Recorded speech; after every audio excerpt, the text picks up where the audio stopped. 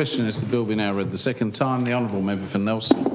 Yeah, she's just up a tad before you. Thank you, Mr. President. It will be a brief contribution. Member for Hobart, never fear. I rise to speak on the bill briefly, Mr. President, and I appreciate the contributions of other members that have been more detailed, and particularly from those members who do have local government background and can bring that to bear in reflecting on this bill and the matters that are in it for us to consider.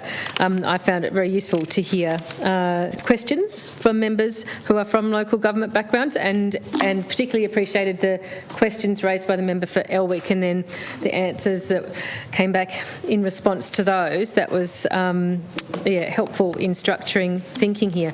I acknowledge the issue that the bill is put forward to address, that there may be times that extensions may be warranted and necessary for certain developments to go ahead.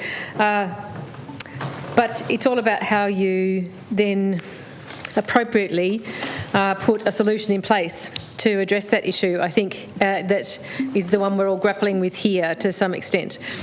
I will always bring a sceptical lens, I suppose, to the idea of putting power in the hands of the executive and in the hands of a minister to make decisions on matters that should have a democratic element to them and should perhaps be placed instead with another level of government or in another circumstance that has more accountability around it. The thing that disturbs me to some extent here is that we're giving this decision to the minister to make on the basis that the minister is satisfied that due to technical or complex nature of a proposed development, use or development, the extension is warranted. Now, that's all well and good, but and although we heard in our briefings that the minister may well consult with others in making that decision, including the local council that is relevant to the specific instance that the decision's being made about, or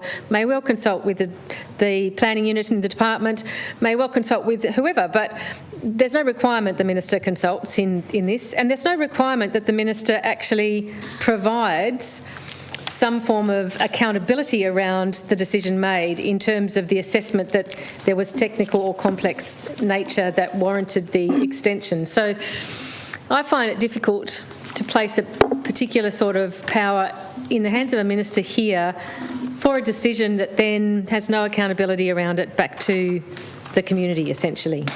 Potentially via the parliament to the community, but to the community. That's problematic in my mind. Particularly because in the area of planning and in the area of property development matters, there is always a real risk in terms of health of our democracy and health of accountable good governance decision making. And in a state that does not have appropriately rigorous political donations laws, for example, and those sorts of accountabilities, it is always going to be something to be very mindful of, that we add to the potential risk in terms of healthy democracy and no undue influence on decision making from vested interests. And if we're placing more power in the hands of a minister to make a decision, then we are placing that power into the hands of a person who can well be perceived to be at risk of being influenced unduly by vested interests, Mr. President, and that's problematic.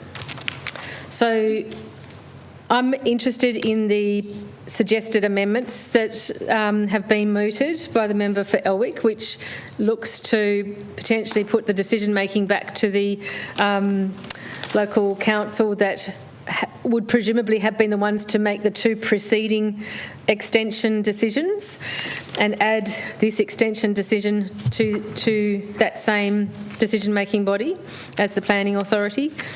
I haven't heard a good argument. I'll be interested in the leader summing up, because I just haven't heard a good argument as to why, other than, oh, poor councils are very overworked and we're just going to not give them an extra job. Other than that reason, I haven't heard another good reason that it shouldn't sit back there where those two previous, or in fact, I suppose it's three previous decisions, because the original approval was done at that level, then first extension, second extension, and this will be the third extension. I Actually, and I didn't think to ask in the briefings, but I wasn't also sure whether there wasn't other potential options explored. You know, is it just that we should make these extension periods longer, full stop? We could still have 2 of them only, and they're just for a longer period. If we made them 3 years each for the first extension and the second extension, it takes us to the same number of years overall that this third extension takes us to.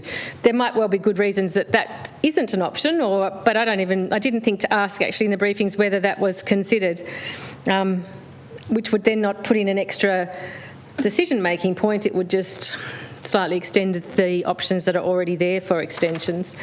If time, accruing more time for developments to begin commencement, because of what we know can be real issues like supply chain issues, particularly post-COVID.